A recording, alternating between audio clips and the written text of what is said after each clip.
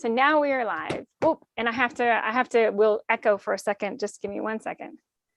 Make us, so yay. So now we are live. Yep. And then there's this like little strange echo that happens there for a second. You're like, oh my gosh, what just happened? Okay, good. So now we are streaming live on YouTube. We are in Clubhouse and we're super excited to introduce Darius Ross. He is funny. I wanted to tell a little bit about him. Usually I want to jump right in, but we're going to talk about inner city real estate investing. So one thing that happens so often is people are afraid to invest in certain areas. And that's one of the reasons I was super excited. But let me tell you just a teeny bit about him, and then we'll have him share more of his story from his own voice. Darius Ross, he's 35-year veteran of entrepreneurship, real estate, including everything from real estate investing, brokerage sales, so those of us as licensed real estate agents, property management, and acquisition, whose life path has gone from inner city struggles, including poverty, violence, eviction, and foreclosure, to the corporate suites. And he's had a lot of struggles, but I'm telling you, he is now a real estate mogul. And let's see, I wanted to get to the $100 billion. You have an unbelievable amount of assets now. And we have so much to learn from you. So of course, I want to say, first of all, thank you so much for being with us today. It is my pleasure, Ms. Hammond. It's my pleasure.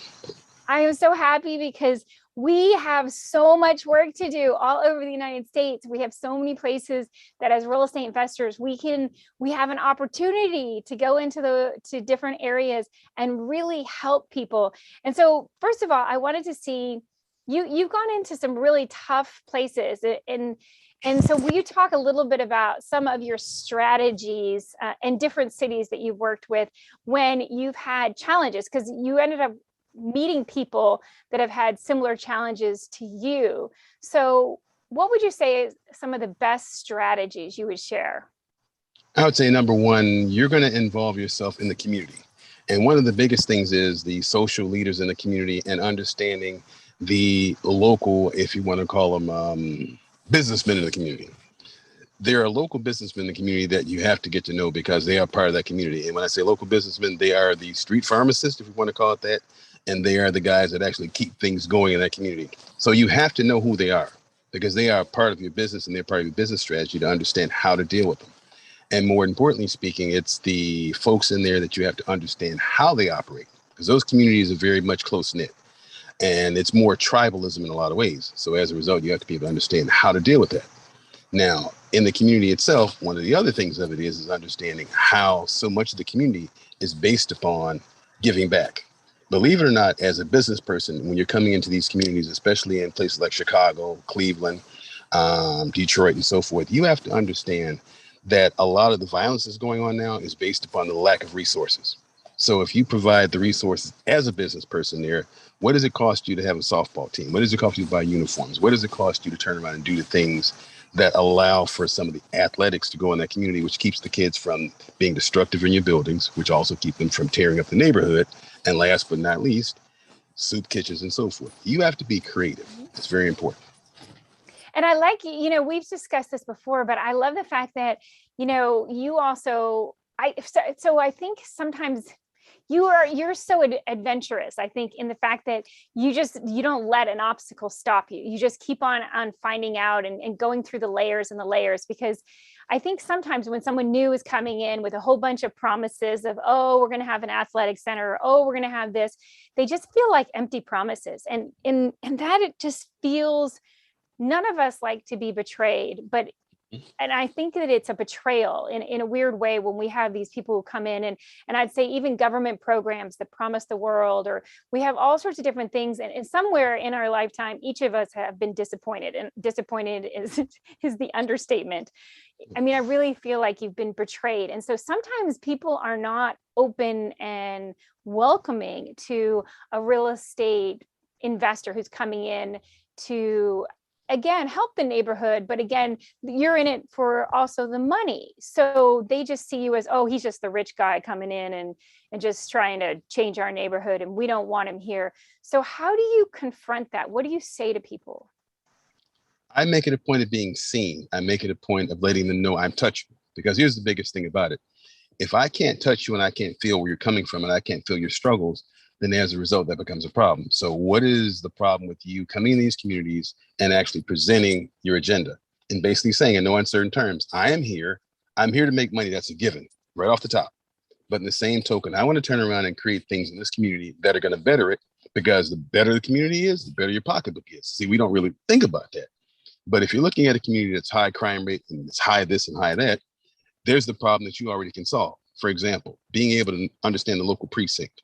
Why is there a problem? Why are these concerns, especially around your own building? A lot of times it's around your own building. I mean, I did an article about this about institutional investors. If the institutional community of investors said, okay, these buildings that these kids own the blocks, because that's what they're talking about, blocks. If you turn around and take an active approach in that block, you will eliminate so much of the shooting. Because where are they shooting from? Your building. Very simple. So if you actually get involved, then that makes it easy. Be touchable.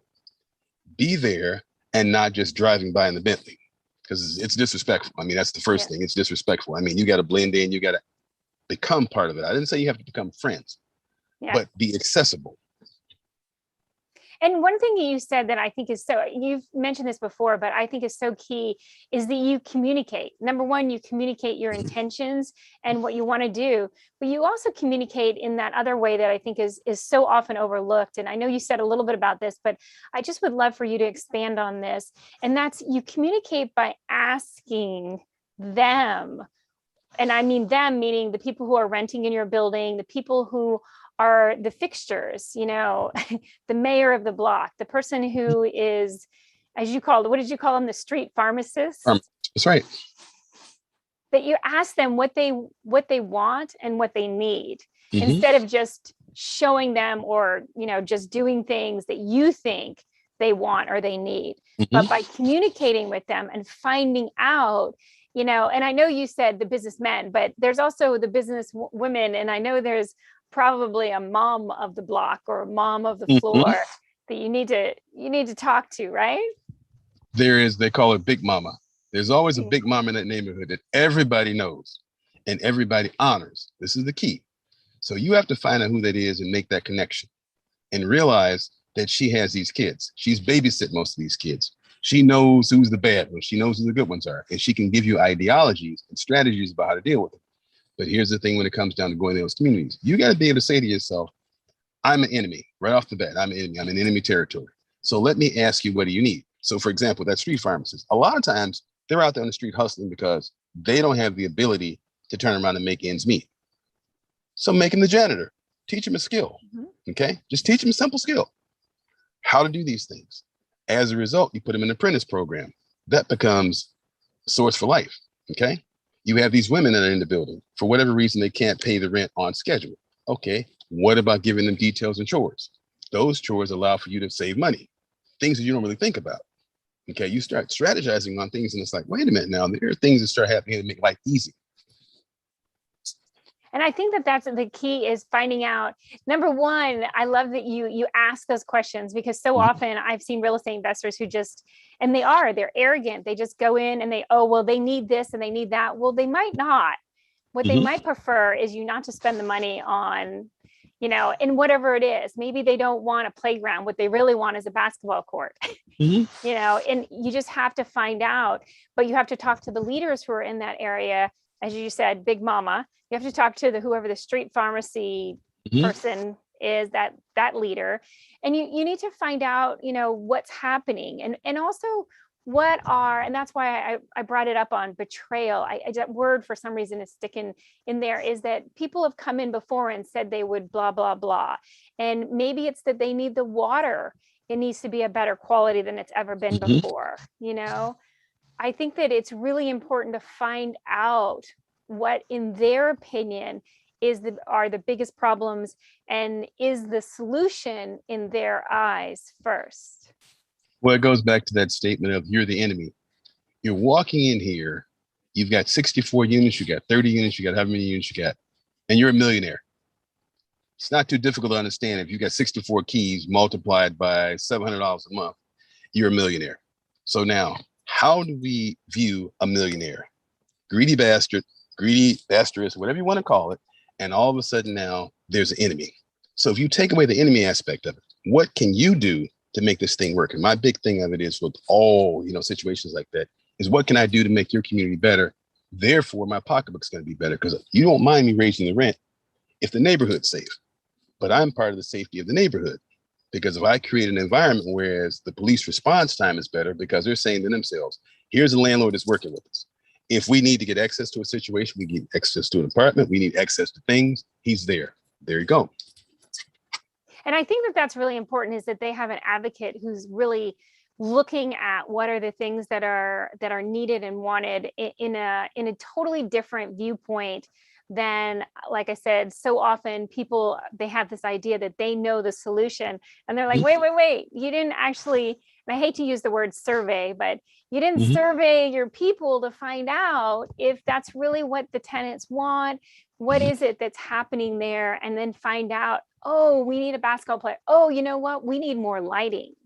There's just horrible lighting on this street. And then you work with the city, or you work, well, if it's a county, wherever you are. But I mean, you have to really look at how can that, I know there was a woman I worked with in Detroit, and she was telling me that she worked with a lot of the churches and the mayor of Detroit, and they put together an amazing program, and all it worked on was lighting, just lighting the streets, all the neighborhoods in such a better way. And it just changed the crime rates. It changed the values of real estate in a profound way, just because, again, everybody was starting to communicate, which is key. But two, they found a solution that was something that was, I hate to say it, but simple. It was something that was simple. And then the city was willing to put in the money, I'll give you 3 things that every real estate investor in the urban city needs to understand. I call it the SAC principle. Okay. Security, activities, and convenience. I love it. In your portfolio, make sure the buildings are secure. Make sure that you can turn around and make the neighborhoods more secure by whatever you do and whatever actions you take. The activities, keep those kids busy as best you can through whatever your activities you're doing, by sponsoring leagues, doing something that actually says you keep these kids busy, because these kids are the problem. It's not adults out there killing each other. These are the kids in the inner cities. And last but not least, it's the convenience. A laundromat. Why should they have to go 10 miles away to the laundromat? Why should they have to go further away for the bodega? Why are prices so crazy? Make it convenient. You're still going to make a profit, but make it convenient. So those 3 things, the SAC principle, will guarantee you opportunities for long term. So say it again: security, activity, and convenience. Convenience. Yep, I agree. And again, that's where I say that surveying the needs and wants of what is it in that area. And I love the example of the washer dryers, because if you have to go 5 miles to go get your laundry done, when, again, it might be a basement or an extra room or something that you end up using to create that. But again, it solves a massive problem that, again, is huge for people. And that's, I think, it's one of the things that when we talk about real estate investing, and specifically in the inner cities, how do we change the idea and the viewpoint? Because you also talked about like an apprentice program. I'd love if you could share some stories or a story about an apprentice program that was effective. I took into account a couple of different young people that I actually mentored, and I positioned them in such a way where I introduced them to real estate. 2 of them have gone on to buy their own house because they were the first in their families to own a piece of property, although small, although rehabs, but that was the first. That began the concept. But the point of it was allowing them to shadow me, allowing them to learn techniques, allowing them to understand the fundamentals of real estate. That if they decide to get off into real estate, it was going to be more convenient for their families. Now, all of a sudden, these families are now establishing wealth, because now it might only be a $70,000 house. But now let's think about it for a moment. You got 6 people in a house that averaging, say, $30,000 income. That's $210,000 that now can be saved, not being given to the landlord. Now that's taking money out of our mouths per se, but on the other hand, you're also doing goodwill. Yeah. Well, and again, you can always find, well, most of the time I'd say you can always find another tenant if you're a good landlord and you have a good product, So empowering people to go forward and, like you said, be the first person in their family to own property, but also and one of the reasons I wanted you to talk about that apprenticeship program is because I do believe in that old saying of teach a man to fish, don't just give him a fish. So, and that's also, it seems like with all of your programs that you've created, that's what you're doing, is you're always trying to find a way that you're teaching people to fish. Like, even like when you talk about Big Mama, you're making sure that whoever are the women in charge, that they're empowered to, be a leader and be empowered to create solutions. And that one of the other things that I think you do really well is that you actually listen. Yes. You have to be able to be in a position where you actually say to yourself, I am not going to take whatever the person's saying for granted. Take a moment out and think to yourself, if your area is high crime rate, why is that? Maybe it's time for you to get together with other landlords and say, listen, maybe we need to create an organization or association to deal with the problems here. Maybe you create a coalition where you and other landlords make things happen. Because remember now, you're paying these taxes and these cities do not want to have a problem. So as a result, you're putting a lot of money into taxes. So why not have some power with that? And as a result of that, then you have some sway. But you have to be in position yourself to kind of look at the problems and listen to what people are saying. What does it hurt you to turn around once every quarter, have a tenant meeting? Right. Let me find out what's going on in this building, in this neighborhood, in this area. How is it impacting my business? You look at it like, I got a 60 unit, no big deal, I'm getting paid, but you're not. If you're not getting up to market, if your building is falling apart, if it's in disrepair, you're not listening. If all you're thinking to yourself is, I'm getting all these notices from the housing department or whatever else, or the buildings department or whatever else, same problem. Maybe there's other landlords having the same problem, but maybe the problem is you guys need to get together and figure out how to buy products and services so you can keep these buildings up. And I think that also one of the things that you do that I think is key is, just like you were just bringing up government, and hopefully it's not just a whole bunch of notices that you've done something wrong, but you also go into government, just like you talk to the leaders, you also go into the government and you find out, and I want to say not only what's needed or wanted, but also what's the plan, because they have plans for every single area. It might be a 5-year, 10-year, 20-year plan, but you should go in and see what's going on, right? Not only see what's going on, but figure out how much a part that you're not of that. Because a lot of times you don't find out you're not a part of that plan because you're so busy making a dollar. So you got to figure out, how does that play into your role? For example, if there's going to be a series of retail centers, right? Right. And these retail centers are going to be geared toward a market that you're not approaching, then that's a problem. Because, okay, if you got all Section 8 tenants and the rents are going to be increasing, are you going to be able to maintain that building and the standards that you've been able to maintain it based upon the fact that your Section 8 tenants are not going to buy the products there? So you're going to price yourself out here regardless. Now, you might say, well, okay, I don't want the Section 8 tenants anymore, but that's guaranteed money. So now you got to figure out how you can actually make this work for you, maintaining certain services there that will work for your clientele. And talk about that real quick, just because anyone who has ever or has never done real estate investing in the inner cities may not know. So you said it's guaranteed rent when you're doing Section 8. So talk about what that means. I know a couple people, I don't know if this is for you, but I know a couple real estate developers who specialize, and that's all they do, because they get one check for the whole building and they love it. Is that what you get? Have you done any of those? Correct. What the problem is this is what's the key to it. You have that lag time. You have the paperwork. Let me put all this together. You have the lag time, you have the paperwork, you have a lag time that ranges anywhere from a month to 3 months in some cases. You have the inspections. So, ladies and gentlemen, the inspections. Don't have situations where the building is falling apart. Don't have the ceilings falling in. Don't have the rats. Don't have the pests. Do not have the doors where there's no security.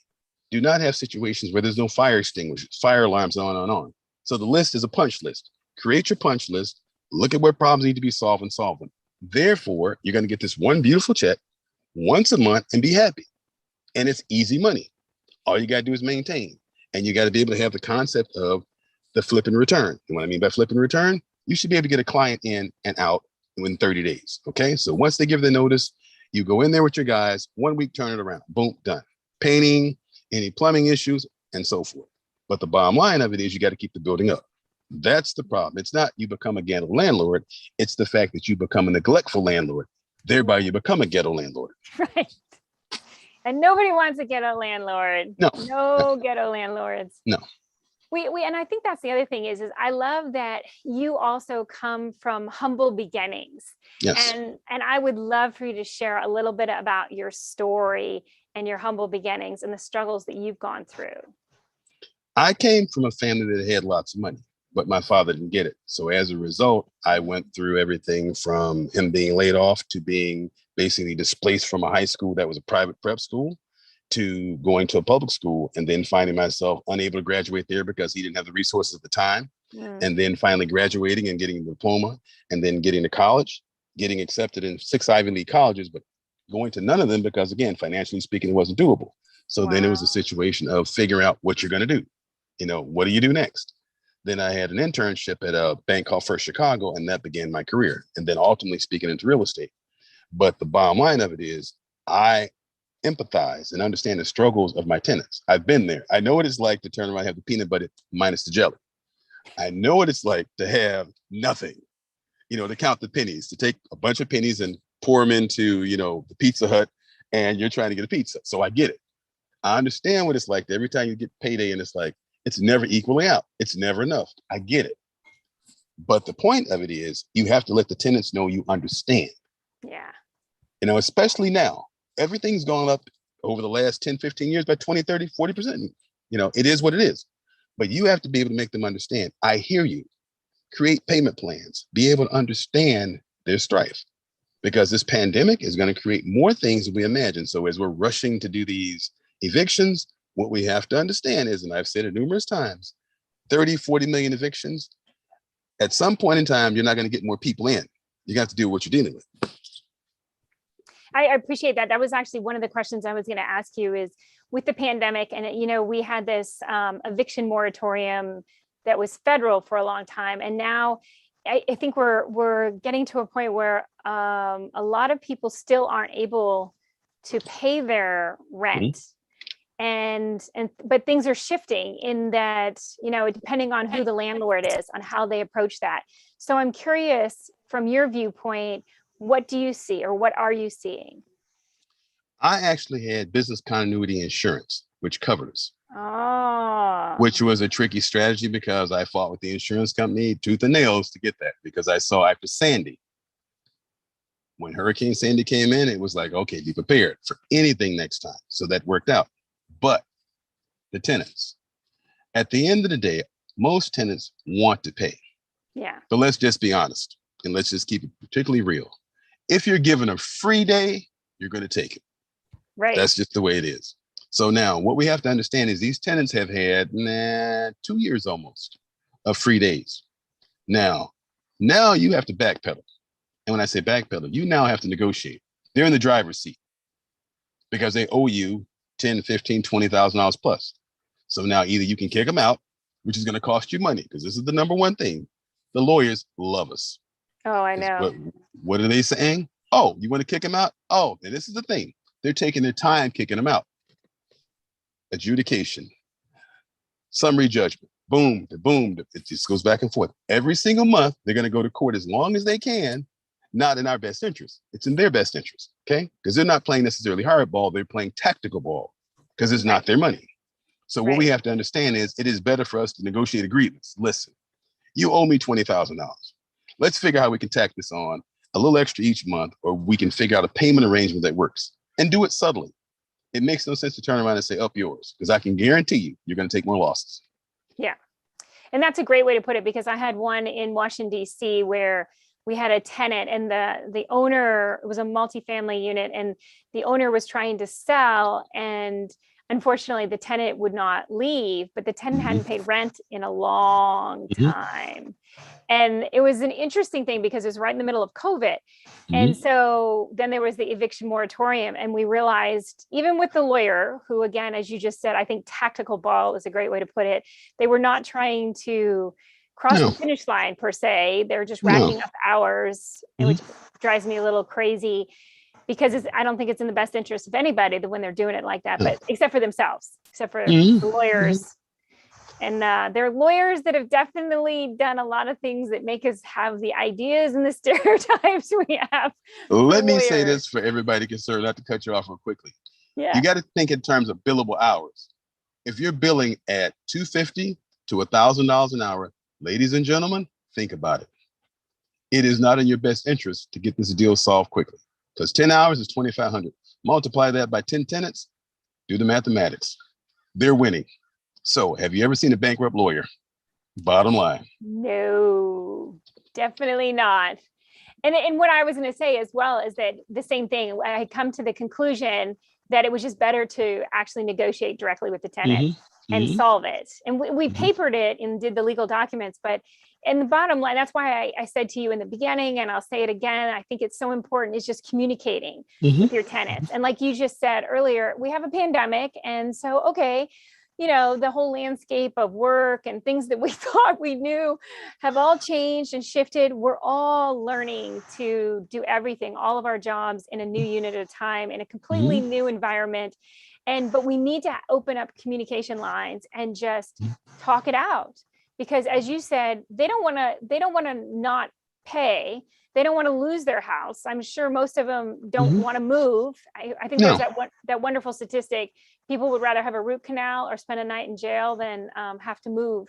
So talk to them. Just talk to them. If you can establish a decorum where you go in and you eliminate the lawyer for a moment, right? Before you even do that, before you even issue that 5-day, that 10-day, that 15-day notice, knock on the door. Yeah. Now, I know you can't do that necessarily as a large owner, but you can send your property person in there, the property manager. You can send in someone that is your pseudo representative. Listen, I just want to figure out what's going on. What are you going through? Sometimes it's personal issues they don't want to talk about because they're embarrassed. Let's work this out. Versus sending the sharpshooter in there and guess what you're going to get? Just messy. Yeah. That's a great way to put it, because I think that one of the things that I also learned is that there is shame, blame, embarrassment, all of those, definitions and words that are really painful when things are not going well. And someone just they don't even want to. That's why I was going back to opening a line of communication, because they want to talk it out. They want to get through it, and it would make them feel better, probably help them sleep at night if they had gotten to a resolution. So it's bothering them. It's probably even affecting their health because they're worried about it, even though they might try to put on this cool exterior like everything's fine, and it's just not. So important to just talk to them. The other thing is I wanted to see, kind of shifting a little bit, but there's a lot of talk about the real estate bubble because of this pandemic, and you've seen this craziness of these multiple offers and in the spring. And now, it's funny, we're in August of 2021 and the market is very different than it was even in the spring. But now we have the moratorium on the evictions. There's all these different changes that are happening. I'm so curious on what you see is there a real estate bubble? What do you see for the future? If you could look in your crystal ball, Darius, what do you see? I have been saying, effectively speaking, that real estate is going to take a complete crush. Okay. So folks need to be prepared for that. We're going to be looking at the financial markets, potentially speaking, going down probably to as low as 5,000 to 3,000 points. Wow. So that's going to take a lot of hits. Okay. So it's like, be prepared for the value of your property to take some hits, because real estate has never appreciated greater than 2 to 4% clips. Now we're at 200% clips, 400% clips. There are 10 or 12 offers that are coming in with cash, over cash, 50% over, 100% over. It's unheard of. So prepare for that. Now, when we're looking at the latter part of 2021, 2022, and probably into 2025. The recovery is probably going to be another 5-10 years after that, which means that if you're in the bargain hunting business, there's going to be a lot of bargains to be hunted, because there's going to be a huge market of properties that were overbought at the wrong time. I've seen so many things that people are putting a lot of money, and I'm like, ooh, I don't know how that's going to sustain itself. And like you, I've been in it now for about 24 years now. as a real estate investor, I'm also a licensed real estate agent in the Washington, D.C. area. But I've also, from an investor viewpoint, which is very different than when I'm, wearing my hat as a real estate agent. But I think it's important to also, I wanted to differentiate just a little bit on commercial, retail, industrial, medical, technology. I live very close to where the brand new Amazon headquarters, and it's really interesting also in the different areas how the future is going to be. And then, as you were just talking about with the multifamily space, because rents can only go so high, and if people aren't working, and if the economy is taking a bath. So what do you see for all of that? You're looking at the real estate market. First of all, there's got to be a flushing of the system. The systems were never flushed from the 1990s, the value-wise. So we had 2007's crash. Still, the system wasn't flushed. So now we're looking at a situation where, case in point, CBD, the whole marijuana market, phenomenal. But again, there's a catch to it. The neighborhoods that the marijuana is being produced in, the neighbors are upset because of the filtration systems. So they're going nuts, okay? Now, booming business, but it's got its problems. We look at industrial. Problem with industrial now is every time China shuts down their ports, things back up. When things back up, that means the industrial issues are not the places where the containers can get anything to. So if you're an industrial business, it sounds wonderful, but you have these little nuances and niches. We look at storages. Storage is at an all-time high. This is guaranteed to go through the roof and bust because, again, if people get to the point where they can't afford rent, are they going to pay storage? No. And one of the biggest storage companies around recently, Prime Storage, got rid of 67 of their properties, which tells me they're getting out early. They're like, we're getting out because they started making moves.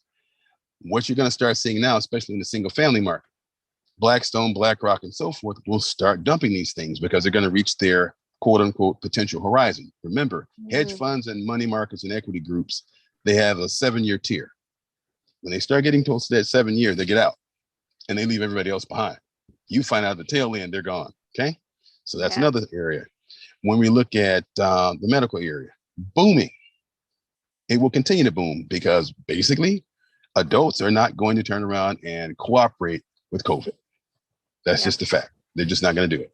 When they do, things will slow down. But right now, medical markets are going to be a booming area. So as investors, that's one of the places to be. Geriatrics, let's talk about that one for a moment. 70 million baby boomers are retiring over the next 3 or 4 years because now it's accelerated now. It's 10,000 plus a day. So that's going to be a booming market. Adult living, adult facilities, and more importantly speaking, the addition of adult families where adult living care, where you have extended families all living in one house with mother and grandmother and so forth, dad and so forth. The other thing that's going to be a big booming thing is going to be the caregiving scenario about how this whole adult caregiving thing is going to fit into place. So you're going to have a need for housing where that's going to be a key thing. Student housing is going to slow down, guarantee you, because colleges now are going to be more online. It's more conducive, cheaper, and more importantly speaking, it's simpler to do. Okay. The last one, which is probably going to be the most important one, is multifamily. Multifamily, particularly speaking in the inner city, is going to be booming for quite some time because, again, all these jobs are going to be middle to lower income paying jobs.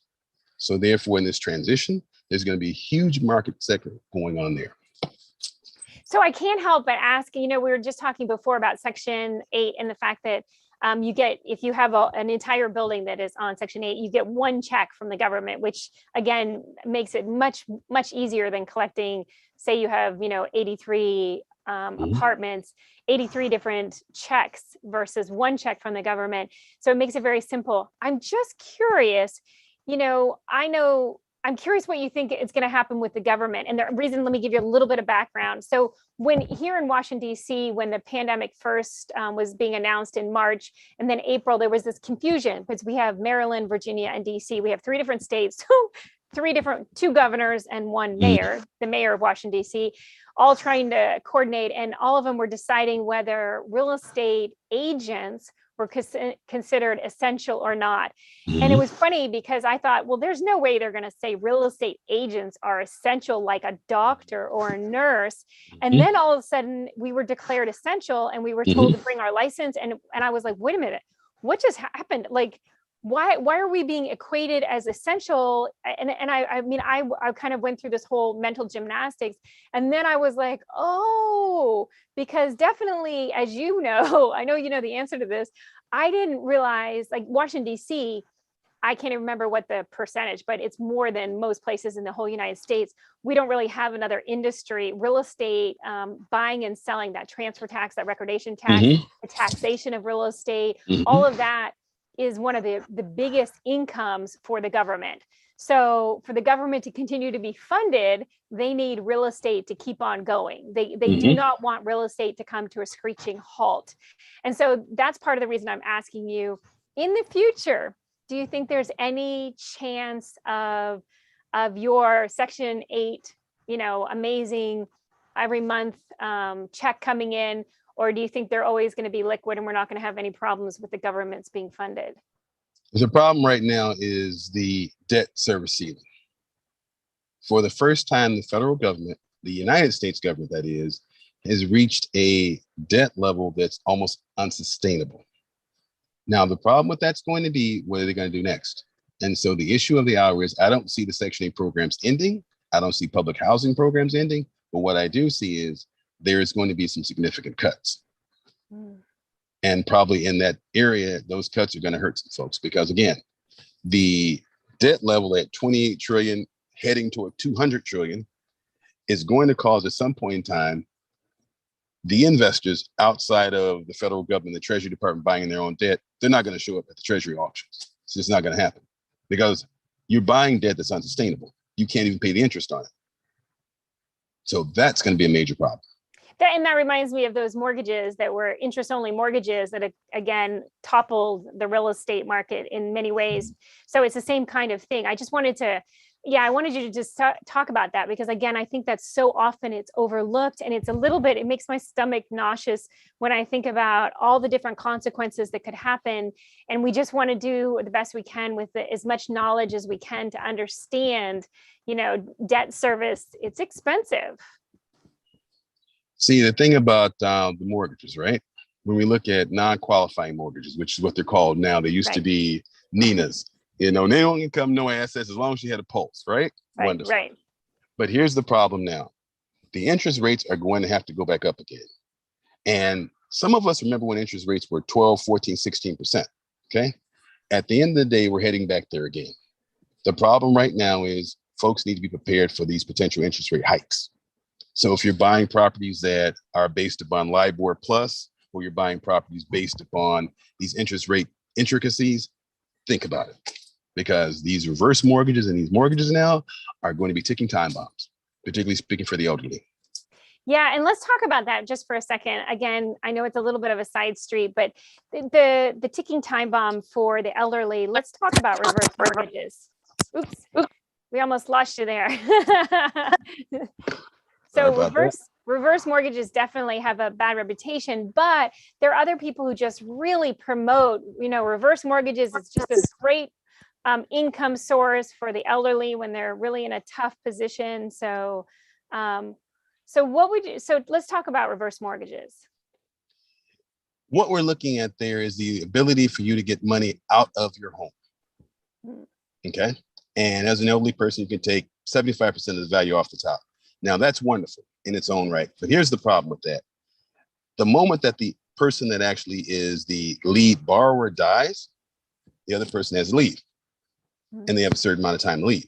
Yeah. Now, that's a major problem, which means that potentially speaking, you might be looking at not being able to sustain yourself.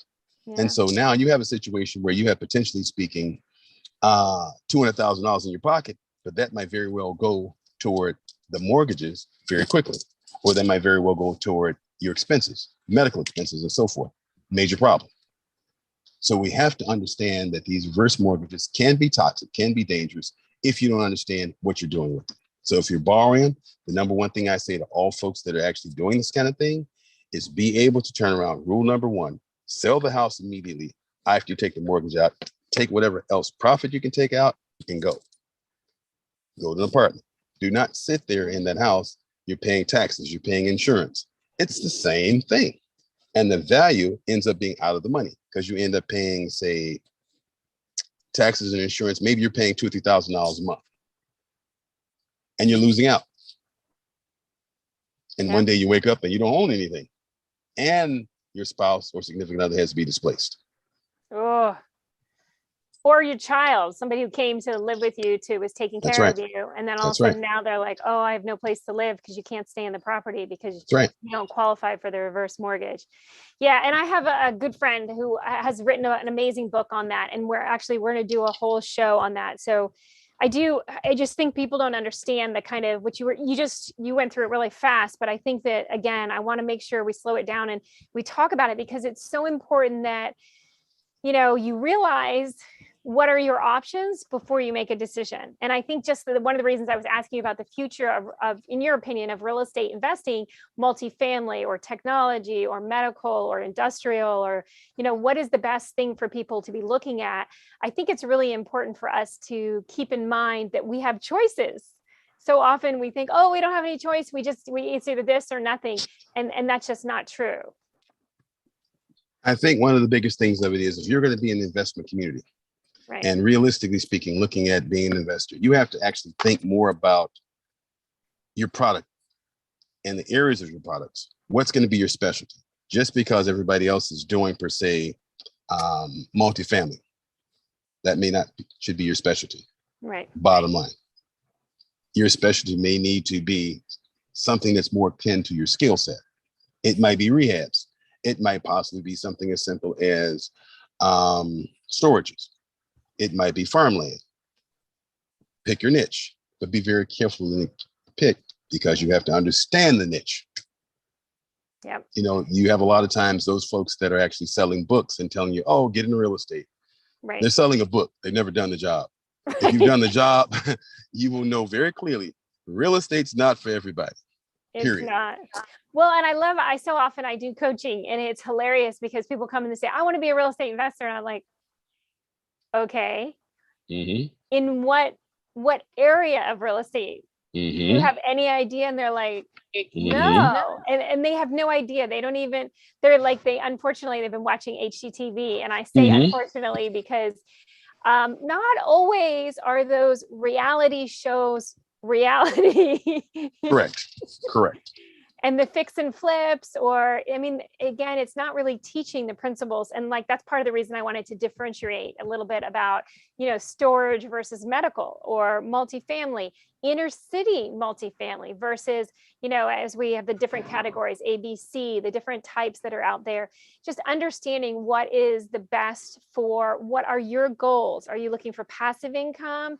There's all sorts of different things, even land. And we have some folks that specialize in land and just because they go ahead and then they own or finance it and then they get passive income. So it depends on what are your goals and what do you want to do. And I think figuring out what you love and doing the thing that you love, I love that you have decided to go into the inner cities and because you understand the viewpoint probably better than most people.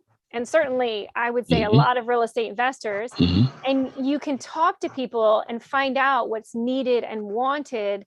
And again, to me, that is just a huge aspect of you that makes you so incredibly successful. So thank you for doing that.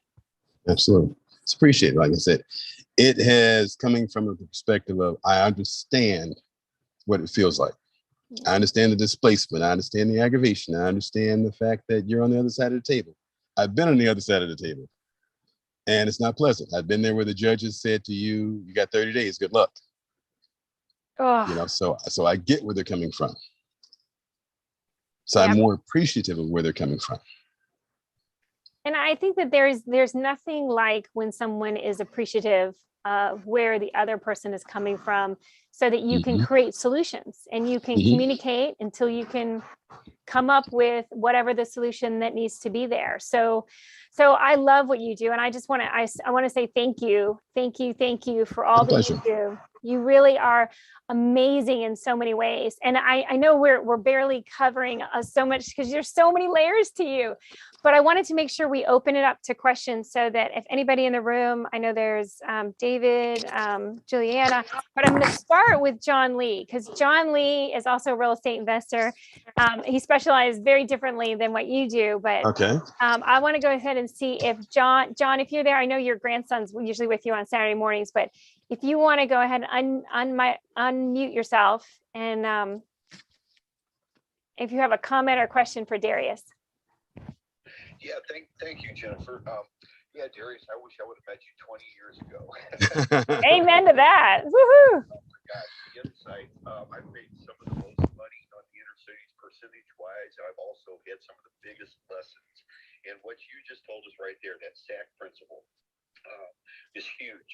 The activities that and you're talking about, I would go ahead and include the hiring. Some of the best moves I've ever made by mistake or by default is hiring some of the residents that live around here to cut the grass and do some painting and do some things like that. That has been invaluable for me.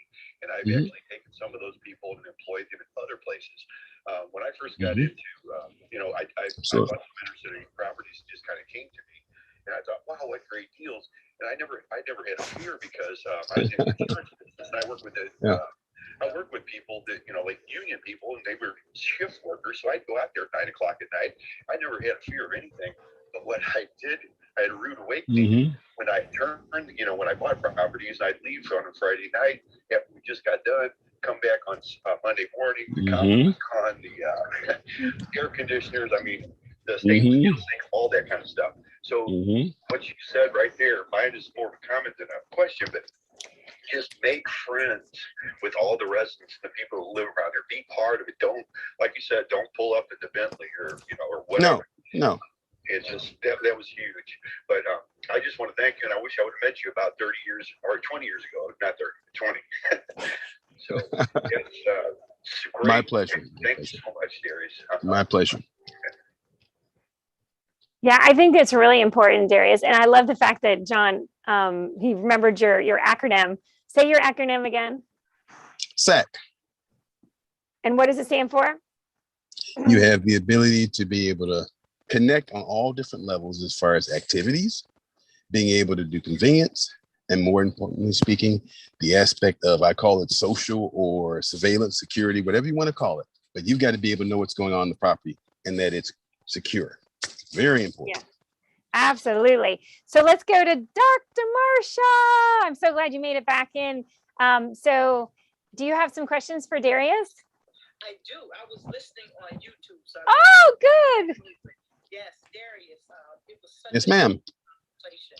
And what I really appreciate is that you have your pulse on what is going on in the industry, and that is really important.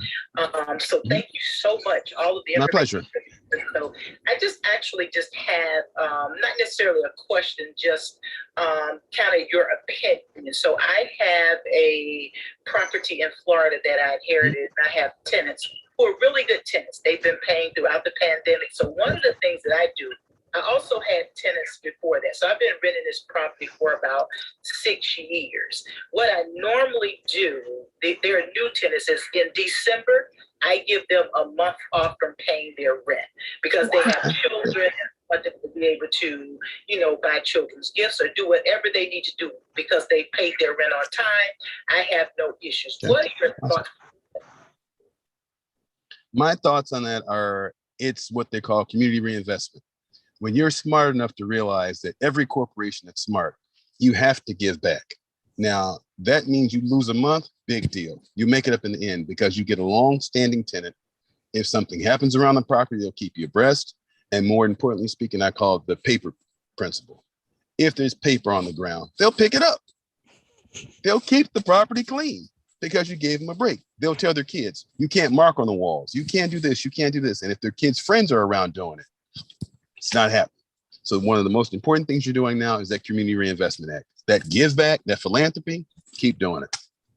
Proud of you. Keep doing it. Yeah, Darius, thank you for saying that. And also, Dr. Marcia, thank you for that. I think it's so important that we realize when you talk about reinvesting or wanting to do something for the community, and that was part of what I said about communicating, is actually doing it for them. And so I love that idea of 1 month free. If you've paid on time all year, 1 month free, because it actually goes back to that person, not just some other random person or some other. With all due respect, there are so many amazing charities, but the people who are being good to you, it's good to make sure that they get the benefit of you reinvesting in the community like that. So I love that idea. Absolutely. Great. Excellent. I just have one other question, Darius. Go right ahead. Fix and flip in Baltimore, my first one. Everything you could do wrong, I did wrong, but I am just more excited about moving forward now. So one of the questions, I just want to know if there's a way that we can contact you. I certainly would love to pick your brain just about some things that I want to do moving forward, and just wanted to see if there was some contact information for you. Thank you. You can. My website, Doctor, is dariusross.com. It's a new website. It should probably be up in September, but on the landing page currently, you can contact me by email. It's idoctorspeaktoyou@Yahoo, and you can contact me directly. And so we'll any make questions sure that you feel free. Yeah, when we do the editing for the YouTube as well, we'll make sure that that's up on the screen too, because we want to make sure your website and your email so that people can get a hold of you. And I know that you have got some books coming out, and you do really love mentoring people. So I wanted to make sure that, as many people as possible get to know you. And I love your experience, because it's, you just really reinvest in all the communities. Okay, and so I know there was another one who raised your hand. So Juliana, did I say it right? Juliana, do you have a question for Darius? I just a slight comment and a quick question. So thank you, Jennifer and Darius and all of you here. This is like a firehouse of information. I really appreciate you. I'm looking to do a shared office space. I'm a CPA, so a lot of my clients need those virtual addresses and stuff, and I'm thinking of doing that. Do you think it's a good area to do? Possibly arbitrage, because I cannot own a big building, but if I get an office condominium, I can maybe use that for. What do you think of that, Darius? If I were you and I were going to do that, because I actually started out playing with that as a way to have an office space at the time myself. And what I would do if I were you, I would be looking at a lease arrangement, right? But when I say a lease arrangement, you want to look at an older building, right? An older building that you can get control of. And with that in mind, then you can convert it to separate office spaces, kind of like what WeWork did. Same concept, same principle. But just look at a building that might be inexpensive. It might be in an area that is kind of not so, but you can make an up and coming area. And then you can put little things in there, little boutiques and things of that nature in there to help support the rent. And then you have the separate offices in there. As far as office condominium, it's the upkeep cost. That's the problem. You're paying ongoing, and people are going to come and go. I can guarantee you. I mean, I stayed in a space for 6 months, got my own space. So you're going to be looking at that constant turnover. So you don't need to be caught up with the rent at this time in history. Look at more of a building that you can get for maybe less than 100,000, I would say. And just go in there and just make separate rooms. You might make a couple of conference rooms. You can rent those out constantly, because people are constantly wanting meetings like we're on now. Somebody's wanting to have a meeting space that you can turn around, put a chair, a desk in there, and that's their, meeting seminar. You might have a conference room. You might have a desk space. Basic, simple. You can even do something that's like an island kind of thing, where you have individual laptops. So just be creative, but don't turn around and go the condominium route immediately. That's later on when you can afford to do it. And one thing you said that I think is really important as well is know that the mixed use is also a great way to protect your income source. Because if, again, like you just said, if they decide, oh, well, I did it for 6 months and now I'm interested in doing something else, or I'm moving on to what else, or I don't need the space anymore, you're going to constantly have turnover, and turnover is tough for so many reasons. And if you have multiple uses there, like we have in Washington, DC, a lot of the buildings that have worked that had WeWork or other kind of virtual offices in it, the first floor was all like coffee shops, maybe a grocery store, basic stuff. And then the second floor might be like offices that are more permanent, maybe a doctor's office or a lawyer's office or something. And then the next 2 floors, like if you did 4 floors, or again, depending on how big you go or what you go, just make sure that you're mixing it up as far as looking at, I want to say, the good and the bad. You really just need to look at the worst case scenario of it all popping away from you. Amazing. Thank you both so much. Appreciate it. My pleasure. Of course, we love it. So we just have a couple minutes left, and I think we have, I don't know if David, if you have any questions, feel free to raise your hand, but I want to make sure, okay, I think all the hands have been answered. So the one thing I wanted to, and that's why I was going to end with, is just finding out a little bit more about kind of the future for you. I know we talked a little bit about, you have some books coming out. The website should be up by September. Just tell us about the future with Darius. Right now, I'm working on acquiring some construction companies and more real estate acquisitions on the real estate company sides, property management sides. So that's a big thing. And now I'm looking at, internationally speaking, at areas that are like Asia, Africa, and so forth. So I'm looking at those areas as far as development and particularly speaking in infrastructure. On the book side of things, there's a couple of different books coming out. There's PPP, which is Prepare, Participate, and Profit on post-COVID real estate. There's another one is Defeating the Mental Gymnastics that affect you when you don't really have the positive way of thinking when you decide that you want to do something great for yourself. And then last but not least, there's the TPS, which is my Timing, Synchronicity, and Precision, how you have to operate in the business arena. And you have to have the timing right, the precision right, and the synchronicity, and you never miss your mark. I think that it's so important. All of those are so important and so timely because we need them right this minute. We need them like sooner rather than later. And because I think it's so many of the real estate books now and the real estate, even the educational stuff that is out there online, I'm like, oh, it's not really relevant for what's happening right now.